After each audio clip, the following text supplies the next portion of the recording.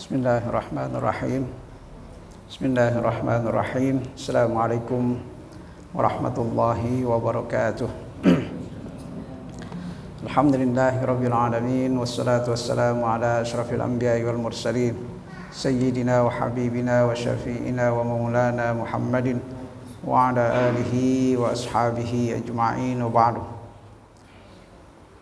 Hadratul mukarramun, para asatidzah, para hujjaj, bapak-bapak, saudara-saudara sekalian yang saya hormati, syukur alhamdulillah pada malam hari ini kita bisa hadir kembali untuk sama-sama kita melanjutkan pengajian kita membaca kitab Mukhtasar Minhajul Qasidin.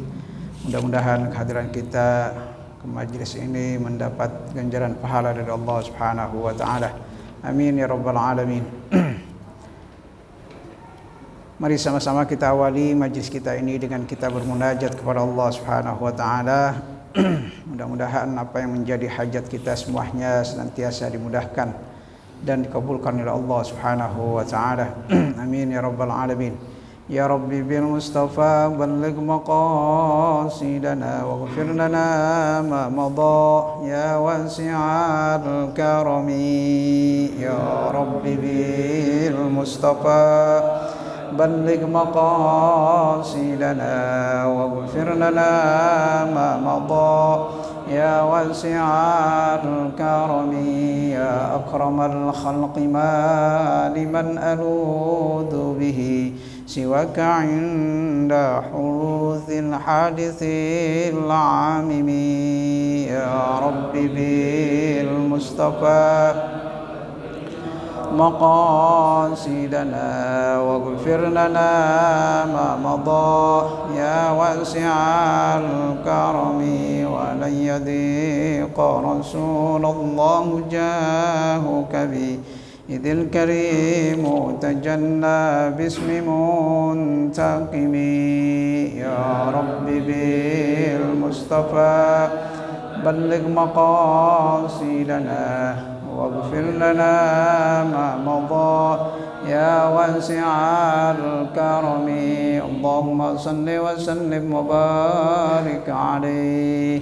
Selanjutnya bersama-sama kita baca suratul Fatihah. Kita niatkan, kita hadiahkan pahalanya untuk masing-masing orang-orang tua kita yang telah berpulang ke rahmatullah, untuk guru-guru kita, para masyaikh kita, para pendahulu Masjid Jami' Miftaul Khair, wabil khusus guru kita Bapak Kiai Haji Ahmad Dimyat bin Haji Ilyas bin Sirin, orang tua kita Bapak Haji Muhammad Siddiq, para pengurus Masjid Jami' Miftaul Khair yang lainnya yang telah berpulang ke rahmatullah. Kita doakan semuanya mudah-mudahan senantiasa mendapat curahan rahmat dan maghfirah dari Allah Subhanahu wa taala. Juga Al-Fatihah kita niatkan untuk keluarga kita, anak istri kita, mudah-mudahan senantiasa mendapat perlindungan dari Allah Subhanahu wa taala. Anak-anak kita yang masih pada belajar atau cucu kita yang masih pada belajar, mudah-mudahan dijadikan anak yang salihin salihat, anak yang berbakti kepada kedua orang tuanya, kepada agamanya, kepada nusa dan bangsa, jadi anak yang berguna. Ala hadhihi niyyah wa kullu niyatin salihah wa ila hadratin Nabi Mustafa Rasulillah sallallahu alaihi wasallam. Al-Fatihah.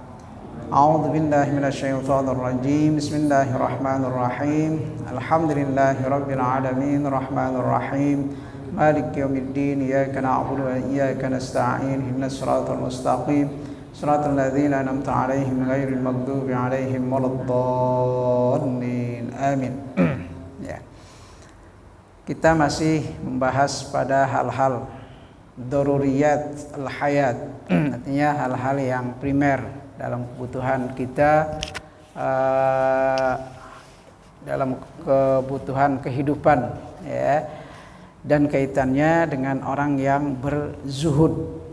Kemarin tentang al-mat'am, ya, makanan yang dikonsumsi, makanan yang dimakan oleh para zuhud itu, orang-orang yang berzuhud itu atau pada zahid,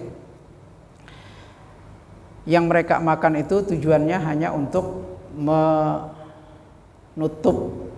rasa laparnya, ya, bukan untuk bermewah-mewahan dalam makanan, ya. Jadi tujuan makannya memang untuk, ya, menambah energi agar bisa beribadah kepada Allah Subhanahu wa taala. Yang kedua, ya, untuk menutupi rasa laparnya, ya, biar keganjel perutnya, nggak lapar lagi. Tujuannya untuk itu, bukan untuk bermewah-mewahan dalam makanan. Ya, kadang-kadang makan ya, semeja penuh, ya, padahal cuma dicolek doang, ini sedikit.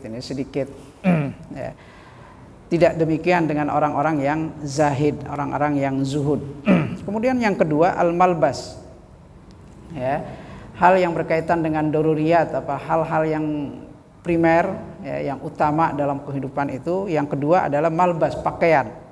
Fazahid yaktasir fihi ala ma yadfa'al hur wal barad. Ya.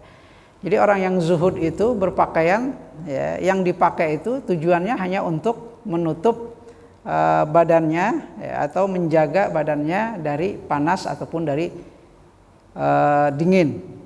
Wa yasturul aurah, dan untuk menutup aurat. Ya. Wala ba'sa ayyakuna fihi naw'u tajammul li alla yukhrijuhu at-taqashshuf ila syuhrah. Ya. Pada saat berpakaiannya itu, ya, tujuannya adalah untuk menjaga, ya, badannya, ya, jangan terkena panas ataupun terkena dingin. Ya. Kemarin saya sudah sebutkan, ya, tentunya kita di Indonesia ini berbeda dengan mereka yang hidup di sebelah utara ataupun di selatan. Ya, kita ini hidupnya di garis khatulistiwa yang cuacanya itu perubahannya sangat sedikit sekali. Antara musim dingin, nggak ada musim dingin, yang ada musim hujan atau panas, musim kemarau. Nah, itu pun perbedaannya sangat sedikit. Tapi kalau di daerah negara-negara yang letaknya di utara sana, ya, daerah Eropa gitu, ya, itu kalau datang musim dingin ya sampai turun salju. Ya, turun salju, bahkan suhunya itu bisa di bawah 0 derajat Celcius. Ada yang sampai minus 10 derajat, ada yang minus 20, bahkan ada sampai yang 40. Ya, minusnya sampai 40, ya, salju. Nah, itu kalau pakaiannya cuman, ya, kayak pakaian kita kemeja gini, ya nggak tahan. Atau pakai celana doang, walaupun celananya celana jeans misalnya, ya nggak, mesti harus yang tebal. Pakaiannya yang tebal, ya, pakai jaket, bahkan, ya, pakai jaket kulit, ya, terbuat dari kulit yang bisa menjaga badan tidak terkena dingin. Ya, kalau dipaksain bisa jadi akan menimbulkan penyakit, biasanya larinya ke penyakit tulang, rematik. Gitu. Itu di negara-negara yang cuacanya memang ekstrim, ya. Jadi kalau panas mereka panas sekali, ya, kalau dingin sekali. Seperti itu. Kalau kita alhamdulillah tinggal di negara yang cuacanya, ya, sangat-sangat mu'tadil, ya, sangat enak, ya, panasnya nggak terlalu panas, ya, dinginnya juga nggak dingin, ya, nggak terlalu dingin.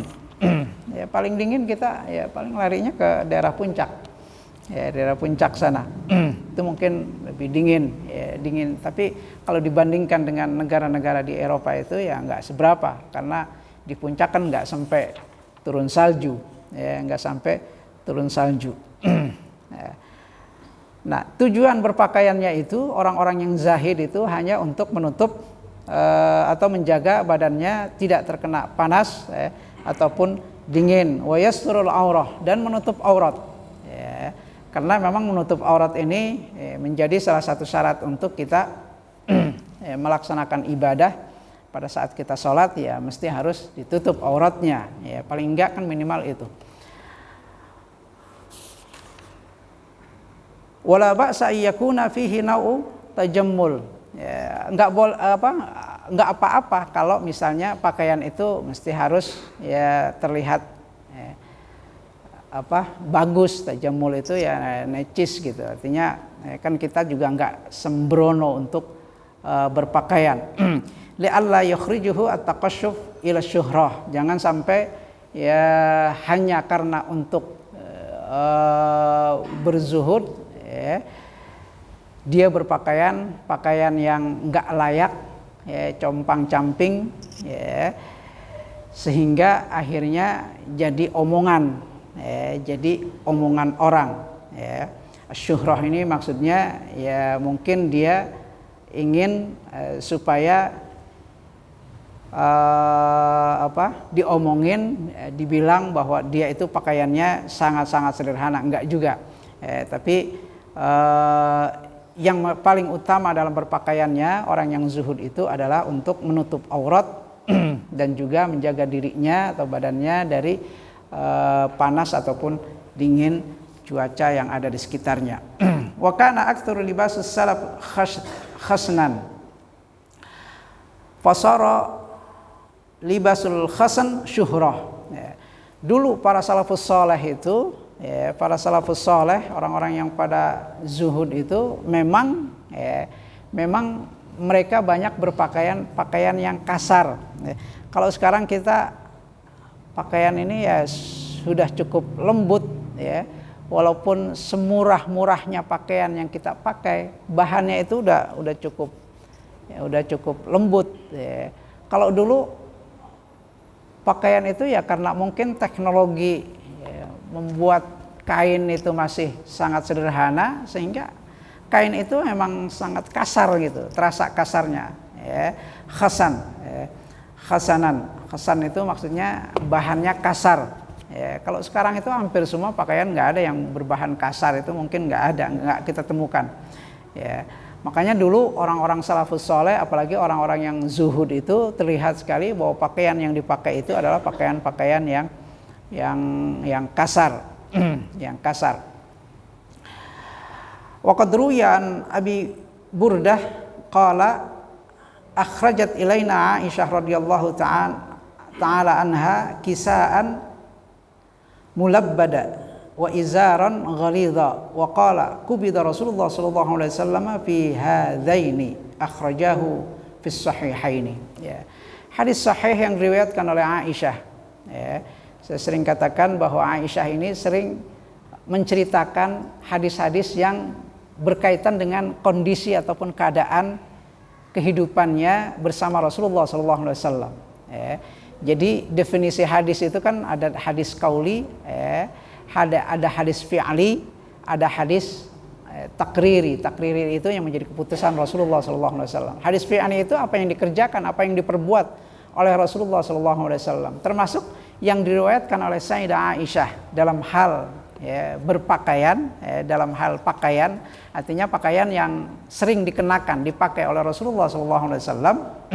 Nah, ini diceritakan oleh Rasulullah oleh Sayyidah Aisyah radhiyallahu taala anha, bahwa suatu hari dia pernah mengeluarkan, ya, kain mulabbada kain yang banyak bolongannya, udah ditambel, ya, banyak tambelannya, wa izaran ghalidha, ya, kemudian kain yang kasar. Wa qalat kubida Rasulullah sallallahu alaihi wasallam fi hadaini, ya. Kemudian dia mengatakan bahwa Rasulullah sallallahu alaihi wasallam, ya, ketika diwafatkan itu, ya, berpakaiannya seperti ini. Artinya bahwa Rasulullah SAW itu, ya, pakaiannya nggak ada yang mewah-mewah banget, ya. Yang sering diperlihatkan oleh Rasulullah SAW itu pakaian yang bersih, ya, bukan yang mewah, nggak ada mewah. Karena memang dalam hadis pun, ya, dalam syariat kita itu, ya, pakaian sutra itu kan nggak boleh, ya, orang laki berpakaian sutra itu nggak boleh, ya, artinya saat itu, ya, teknologi pembuatan bahan pakaian itu yang masih sederhana, yang paling bagus pakaian ya emang dari sutra. Kalau dari sutra ya pastinya akan lembut, ya, akan lembut. Tapi itu tidak dibolehkan dalam Islam, kecuali orang perempuan, ya, orang laki nggak boleh. Artinya yang dipakai oleh Rasulullah SAW itu ya pakaian ya pasaran saat itu, ya. Cuma memang yang sering diperlihatkan oleh Rasulullah SAW dalam berpakaian itu adalah pakaian yang bersih, ya, yang bersih, ya, kalau warnanya ya keseringan Rasulullah berpakaian warna putih ataupun warna hijau, ya, warna kesukaan Rasulullah SAW.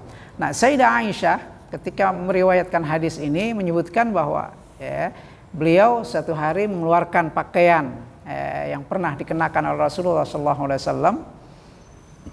Kemudian beliau mengatakan qubida Rasulullah SAW fi hadaini, bahwa Rasulullah SAW di kubido maksudnya dicabut ruhnya, artinya diwafatkan oleh Allah Subhanahu wa taala dalam keadaan berpakaian dengan pakaian ini. Artinya pakaiannya itu sangat sederhana, pakaian yang sudah banyak tambelannya, kemudian pakaian yang ataupun kain yang kasar.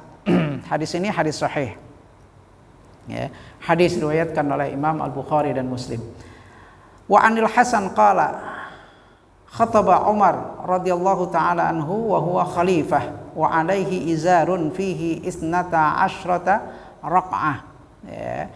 Hasan, Al-Hasan menyebutkan, Al-Hasan maksudnya adalah Hasan cucu Rasulullah SAW.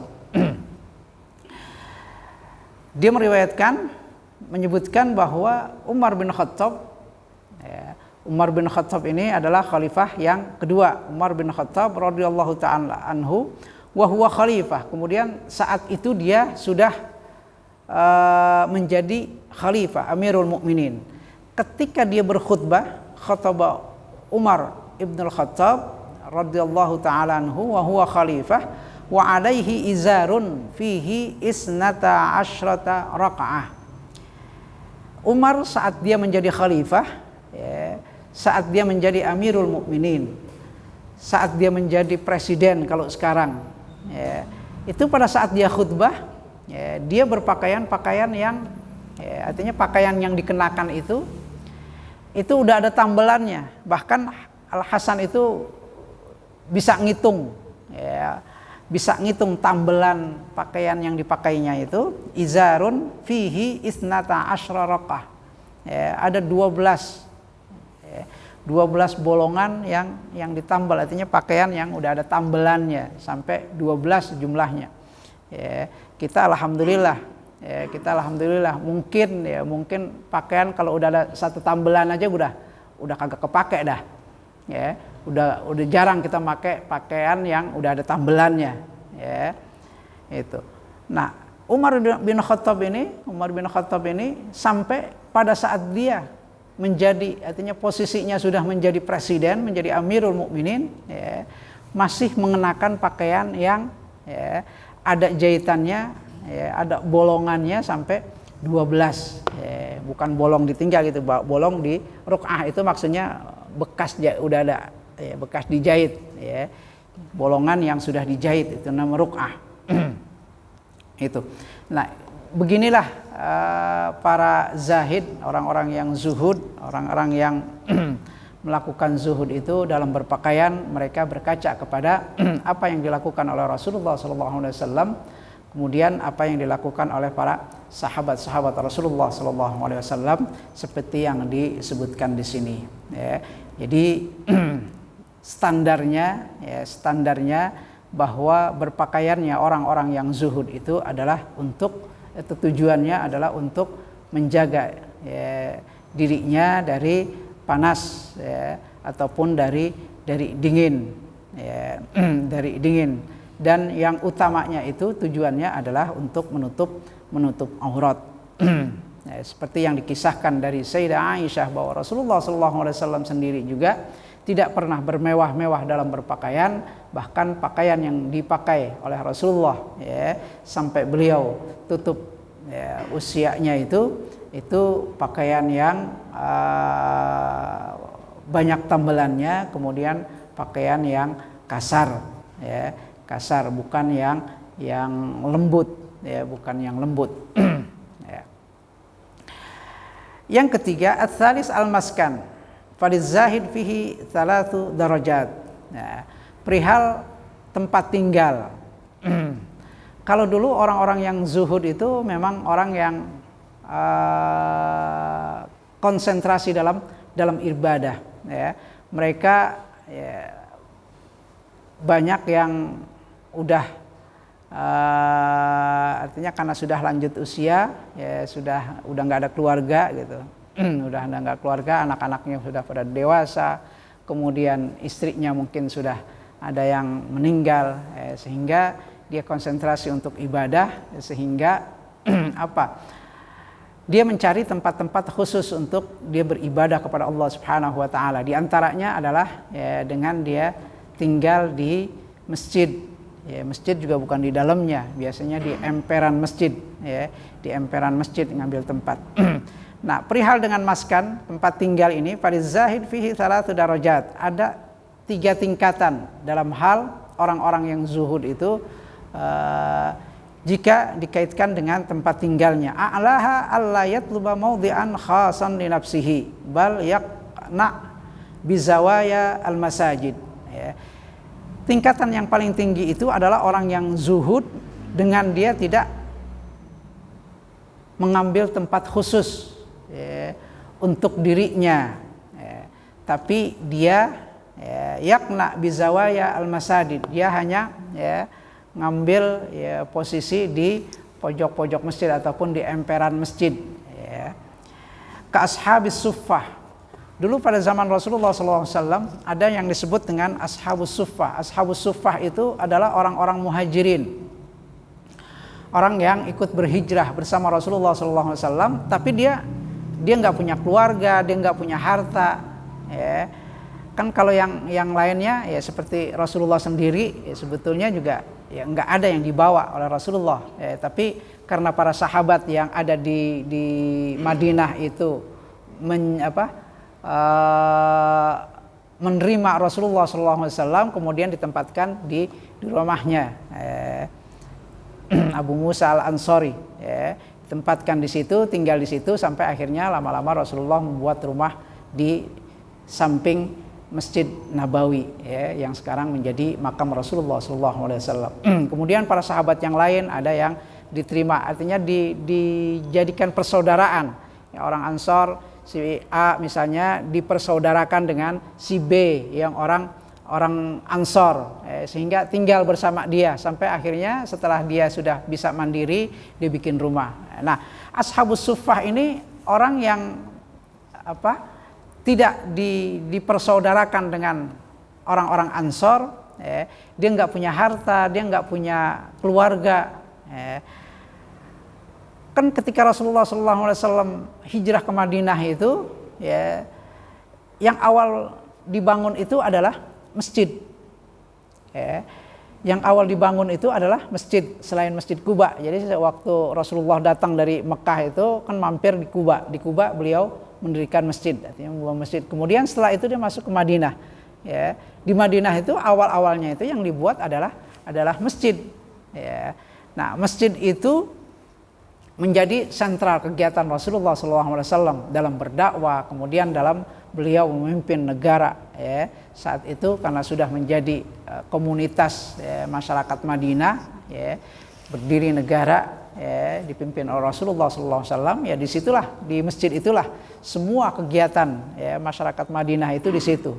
Utamanya adalah salat 5 waktu. Beliau mendirikan masjid itu. Nah, ashabus suffah ini karena dia nggak punya family, dia nggak punya saudara, dia nggak punya harta, nggak bisa bikin rumah di sana, akhirnya mereka tinggal di emperan masjid. Ashabus suffah itu mereka tinggal di emperan masjid, di samping-samping gitu. Setelah dibangun masjid oleh Rasulullah SAW, nah di samping-sampingnya itu dibuat tinggal oleh para ashabus suffah.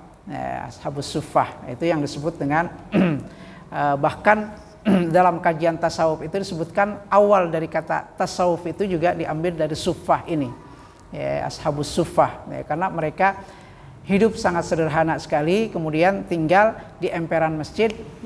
Perihal makannya gimana? Ya makannya ya nunggu, kalau ada yang ngasih dimakan, kalau enggak ya enggak, gitu. Kalau enggak ya enggak, kalau ada yang ngasih hadiah, yang ngasih korma misalnya, ya mereka makan. Kalau ada yang ngasih roti ataupun apa gitu ya mereka makan. Kalau enggak ya enggak, karena memang mereka enggak nggak punya mata pencaharian, nggak bisa kerja karena memang dia nggak punya keluarga, nggak punya harta dan nggak punya modal apa sekali, tinggalnya di emperan masjid, ya semuanya hanya berharap dari belas kasih orang-orang atau para sahabat Rasulullah SAW. Ini ashabus suffah. Nah, mereka kegiatannya sehari-hari apa? Yaitu ibadah. Ashabus suffah itu kerjaannya udah ibadah aja udah. Karena mereka nggak punya kegiatan yang lain. Mereka hanya untuk beribadah kepada Allah Subhanahu wa taala dan tinggal di sisi masjid yang dibangun oleh Rasulullah SAW atau di sisi Masjid Nabawi yang ada sekarang. Jadi mereka yang tinggal di masjid, itulah ya, apa yang dilakukan oleh para zahid, para orang-orang yang zuhud itu mestinya seperti itu, seperti apa yang dilakukan oleh para ashabus suffah itu. Ya, enggak mesti harus mencari tempat khusus, ya, tempat khusus ya, buat dia, enggak, ya, nyarinya di masjid ya, untuk konsentrasi ibadah kepada Allah Subhanahu wa taala. Kemudian wa ausatuha, yang pertengahannya itu ayat luba maudhi'an khasan li nafsihi misluquh min sa'fin au khassa wa ma asbaha dzalika. Nah, yang kedua itu ya, kalau yang utama tadi orang kalau mau berzuhud itu ya apa yang dilakukan oleh para ashabus suffah ya, karena mereka lah yang pertama kali memperkenalkan, bukan memperkenalkan, artinya yang bisa dilihat saat itu kehidupan mereka itu karena memang konsentrasi untuk ibadah kepada Allah Subhanahu wa taala. Mereka tinggal di emperan masjid atau di samping di sisi-sisi masjid itu. Mereka enggak ada kegiatan ya, yang lainnya, enggak dagang, enggak kerja dan lain sebagainya ya, khusus konsentrasi untuk ibadah kepada Allah Subhanahu wa taala. Nah, orang yang zuhud itu ya konotasinya lebih diarahkannya ke sana. Artinya kalau mau zuhud ya tinggalnya di masjid ya, di emperan masjid, nggak perlu harus ya, nggak mesti harus nyari tempat khusus gitu. Misalnya dibikinin kamar ya, khusus buat dia, nggak boleh ya. Udah keluar dari jalurnya. Ya. Nah, yang kedua itu ya zuhud juga, tapi dia bikin tempat khusus ya. Ini tingkatannya di bawah ya. Kalau yang tadi yang awal itu tingkatannya di atas karena memang dia sudah melepaskan dari kebisingan kehidupan dunia ya. Dia nggak kerja, nggak apa ya, konsentrasinya hanya untuk ibadah kepada Allah Subhanahu wa taala di rumah Allah Subhanahu wa taala. Artinya di masjid itu kan berarti di rumah Allah Subhanahu wa taala. Nah, kalau yang kedua ini adalah orang yang zuhud tapi dia membuat tempat khusus untuk dirinya, maudhi'an khasan li nafsihi. Seperti kuh ini rumah, tapi rumahnya rumah sangat sederhana, bukan rumah permanen ya, bukan juga semi permanen ya. Itu kayak gubuk lah kuh itu ya, gubuk dari ya, kayu-kayu seperti itu. Nah, dibuat untuk khusus dia bisa beribadah kepada Allah Subhanahu wa taala ya. Dulu pada zaman salafus saleh itu banyak yang melakukan seperti ini ya. Kalau di Arab itu, kalau sekarang bisa kita temukan ya, di daerah Mekah sendiri juga masih ada orang-orang Baduy ya, orang-orang Baduy ya. Kalau kita juga ada orang di Banten itu orang Baduy yang tidak mau menerima masuknya teknologi modern ya. Mereka nggak ada listrik, nggak ada gas ya, masaknya itu alami. Di Arab ya, di Saudi itu sendiri juga ada ya, ada orang yang tinggalnya itu di ya, daerah-daerah pegunungan ya. Mereka bikin rumahnya itu dari batu-batu yang disusun ya, di samping bukit ya.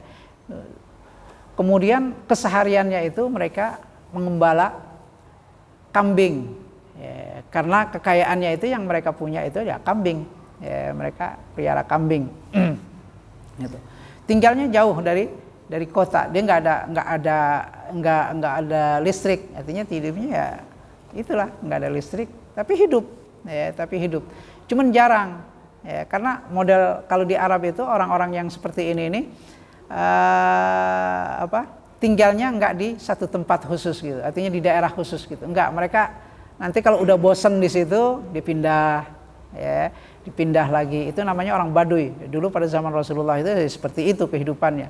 Mereka enggak tinggal di satu tempat, ya, menetap di situ, enggak.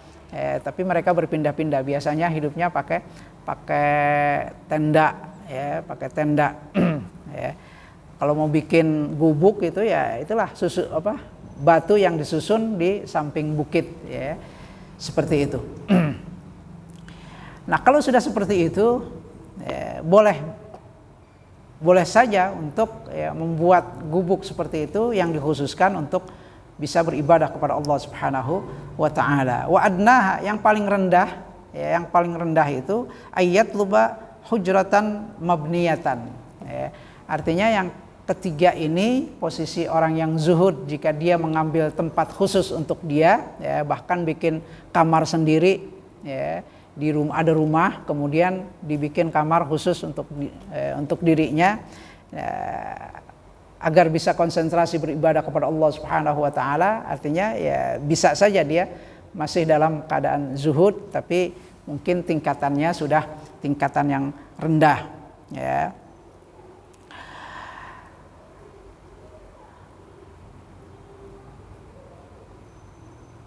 Karena faqad jawaza haddaz zuhud fil maskan. Karena kalau udah seperti itu artinya mengambil kamar khusus untuk dia, ya. Sementara, ya, pada dasarnya itu adalah rumah, ya, rumah yang besar untuk dia, maka ini sudah, ya, keluar dari batasan zuhud semestinya, ya.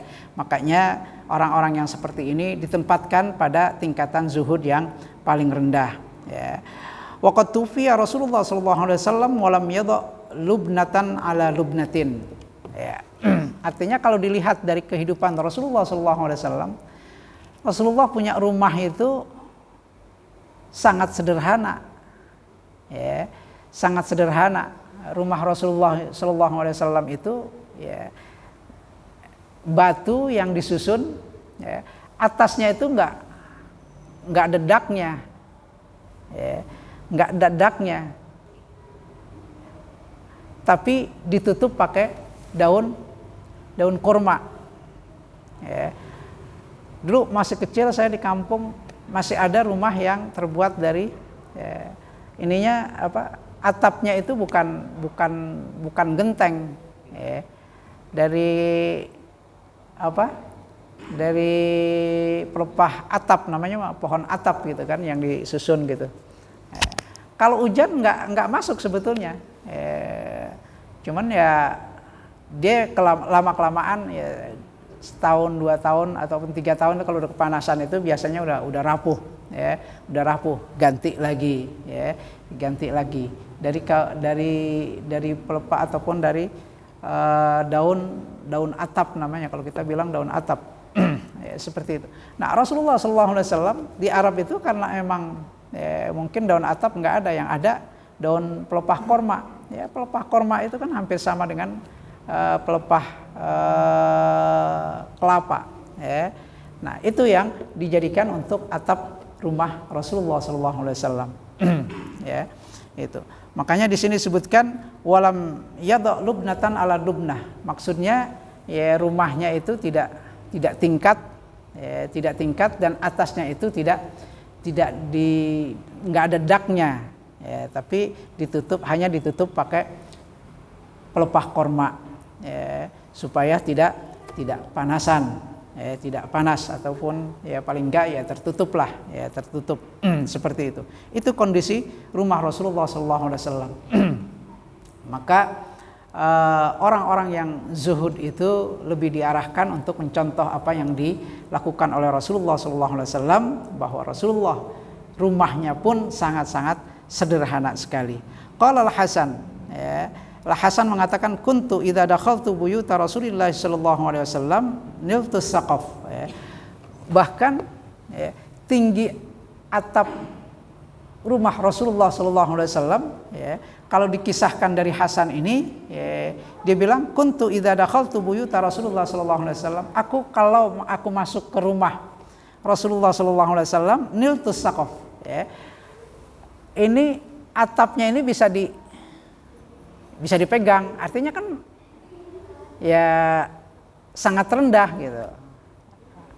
Karena bisa kesentuh. Ya. Kita kan rumah kita, ya, kalau bikin rumah itu paling enggak tingginya itu 3,5 meter. Ya, tinggi rumah kita itu paling enggak ke langit-langitnya itu 3,5 meter. Ya, belum ke gentengnya. Ya, belum gentengnya. Langit-langitnya itu biasanya tukang ngukurnya ya 3 meter lebih lah, 3,20 meter sampai 3,5 meter. Nah, kalau sampai kepegang langit-langitnya atau atapnya, karena kalau rumah Rasulullah itu nggak ada langit-langitnya, yang ada langsung atapnya. Atapnya itu bisa kepegang sama Hasan. Ya, artinya orang kan kalau ya, paling tinggi ya 2,5 meter lah, ya, dengan tangan ke sana itu. Taruhlah 2,5 meter atau ya, 2 meter kurang gitu kan. Artinya ya, rendah sekali rumah Rasulullah SAW. Ya, yang pertama rumahnya nggak tinggi, yang kedua ya nggak ada daknya, ya, nggak ada langit-langitnya, memang sudah ditutup dengan pelepah pohon korma saja. Ya. Waqad tufiya Rasulullah SAW walam yadha lubnah ala lubnah. Maksudnya rumahnya enggak ditingkat, enggak ada daknya, ya, langsung yang menjadi tutup, ya, atasnya itu adalah pelepah pohon korma. Bahkan Hasan itu meriwayatkan, Al Hasan meriwayatkan bahwa dia kalau masuk rumah Rasulullah SAW, ya, itu sampai kepegang atasnya gitu, ya, kepegang atapnya itu, karena memang posisinya rumah Rasulullah SAW itu rendah.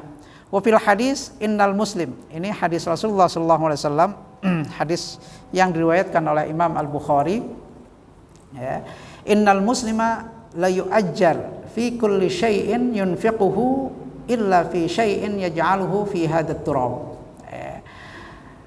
Dalam hadis Rasulullah SAW bersabda bahwa seorang muslim akan mendapatkan pahala. La yu'ajjar itu artinya mendapatkan pahala. Fi kulli syai'in yunfiquhu, dari segala apapun yang diinfakkan, dari harta yang dia infakkan itu, dia keluarkan, artinya infakkan itu harta yang dikeluarkan, ya, harta yang dikeluarkan, ya, illa fi syai'in yaj'alhu fi hadat turab, kecuali sesuatu yang dia keluarkan untuk apa? Fi hadat turab maksudnya untuk membangun rumah. Kita punya duit, kalau kita infakkan, kita keluarkan, ya, untuk kita belikan makanan, ya, kita belikan beras, kita belikan lauknya, kemudian dimakan oleh keluarga kita, kita makan, keluarga kita makan, maka yang kita infakkan itu kita akan mendapatkan pahala, ya, kita akan mendapatkan pahala di sisi Allah Subhanahu Wa Taala dari yang kita keluarkan tersebut. Kita punya harta, kita punya duit, kita belikan pakaian, ya, kita belikan pakaian, ya, pakaiannya kita pakai, ya, maka kita akan mendapatkan pahala, apalagi kalau pakaiannya dipakai untuk ibadah kepada Allah Subhanahu Wa Taala. Ya, begitu juga kalau kita belikan pakaian itu untuk istri kita, untuk anak kita, ya, untuk orang lain yang kita belikan, ya, kemudian barangnya itu dipakai untuk ibadah kepada Allah Subhanahu Wa Taala, maka kita akan mendapatkan pahala. Ya. Tapi kita punya harta, ya, kita punya harta yang kita gunakan untuk keperluan rumah, ya, untuk keperluan rumah, ya, dekornya apa segala macam, ya, itu enggak, ya, kalau menurut hadis ini enggak, ya, illa fi syai'in yaj'aluhu fi hadat turab, maksudnya yang, ya, yang berkaitan dengan tempat tinggal, ya, yang rumah, ya, kecuali kalau misalnya tempat tinggalnya dipakai untuk ibadah, artinya ya apa, beli sejadah, ya, nah itu dapat pahalanya. Tapi kalau yang bentuknya ke bangunannya, ya, kalau menurut hadis ini illa fi syai'in yaj'aluhu fi hadat turab, enggak itu.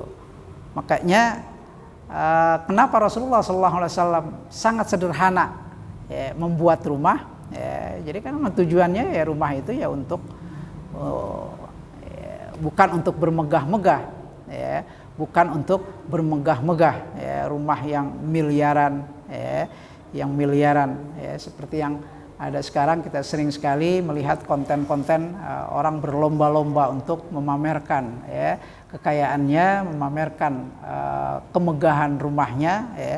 Padahal kemegahan itu tidak mendatangkan pahala untuk kita. Lain halnya dengan lukmah ataupun makanan, makanan yang kita harta yang kita keluarkan untuk membeli makanan ya, yang dimakan itu maka itu akan mendatangkan pahala di sisi Allah Subhanahu wa taala. Tapi tidak untuk rumah yang bermegah-megahan ya. Rumah yang bermegah-megahan itu tidak mendatangkan pahala di sisi Allah Subhanahu wa taala ya. Itu. Ini hadis Rasulullah sallallahu alaihi wasallam. Wa qala Ibrahim an-Nakhai rahimahullah, idza kana al-bunyan kafafan fala ajra wala wizra. Ya. Karena rumah itu ya, rumah mau jelek mau bagus ya, enggak ada pahalanya, enggak ada dosanya juga.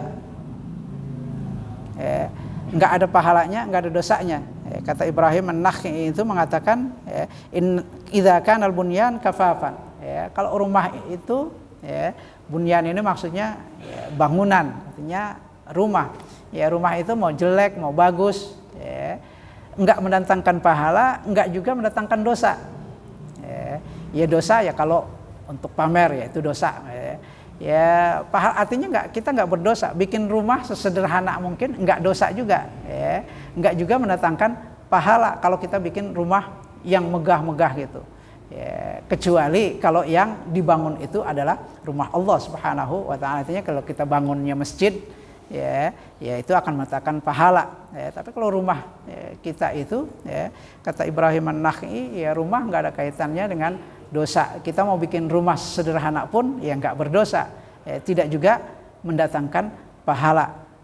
Tidak juga mendatangkan pahala. Yang mendatangkan pahala itu kalau kita keluarkan yang tadi untuk mat'am, untuk apa yang dikonsumsi untuk keluarga kita, kebutuhan keluarga kita, ataupun yang dipakai, itu akan mendatangkan pahala di sisi Allah Subhanahu wa taala, mendapatkan pahala di sisi Allah Subhanahu wa taala.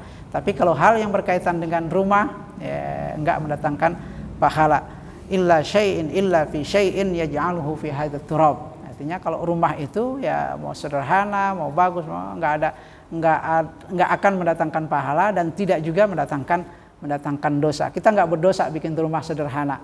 Ya, kita enggak berdosa karena memang tujuannya ya hanya untuk kita bisa beristirahat. Rumah itu kan untuk litaskunu fiha. Ya, agar kita bisa beristirahat ya, setelah kepenatan dalam kehidupan ini. Biasanya yang menjadi pelampiasan kita untuk beristirahat itu adalah ya rumah. Makanya keluarga itu pun ya termasuk, misalnya rumah itu kan bukan hanya rumahnya saja, tapi termasuk diantaranya adalah orang yang mengisi rumah itu sendiri, yaitu keluarga. Ya, makanya perintah ketika Allah Subhanahu wa taala mensyariatkan pernikahan atau perkawinan itu litaskunu ilaiha, ya, supaya sakan itu kan tempat tinggal. Ya, seorang berkeluarga itu ya tujuannya agar dia bisa tentram, keluarga itu bisa tentram, makanya disebut keluarga sakinah. Ya, dari kata-kata sakan itu tempat tinggal. Jadi tujuan tempat tinggal itu adalah untuk menghadirkan sakinah, rasa tentram dalam hati, dalam diri kita, berupa tempat tinggal itu sendiri. Makanya tempat tinggal itu ya sebetulnya enggak ada kaitannya, tidak mendatangkan pahala. Kata Rasulullah SAW, tidak mendatangkan pahala ma yaj'aluhu fi hadzal turab. Itu. Wa fil jumlah inna kullu ma yuradu lid-darurah fala yanbaghi ayyujawiza haddaz zuhud. Intinya dalam hal tadi masalah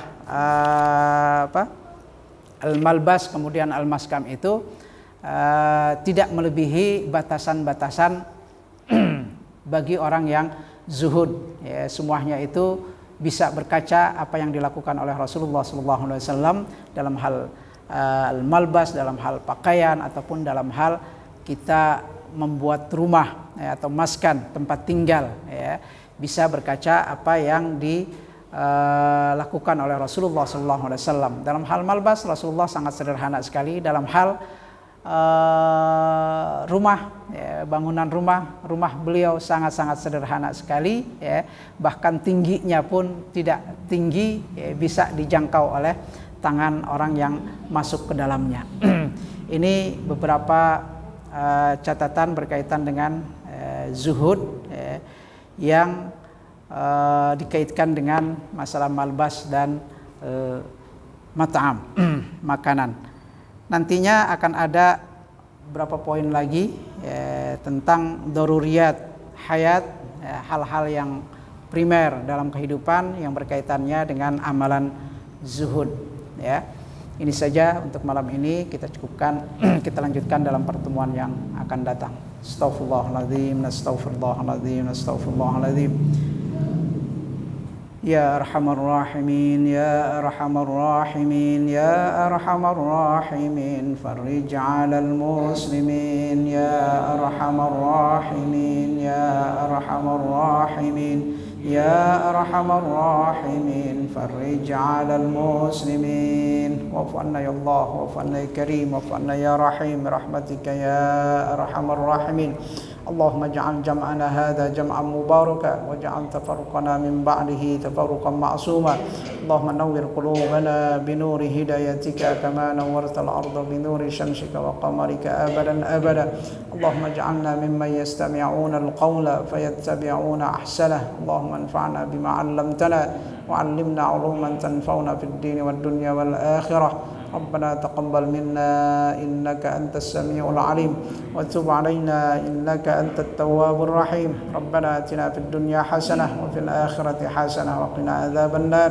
وصلى الله على سيدنا محمد النبي الأمي وعلى آله وصحبه وسلم والحمد لله رب العالمين. والعفو منكم. السلام عليكم ورحمة الله وبركاته.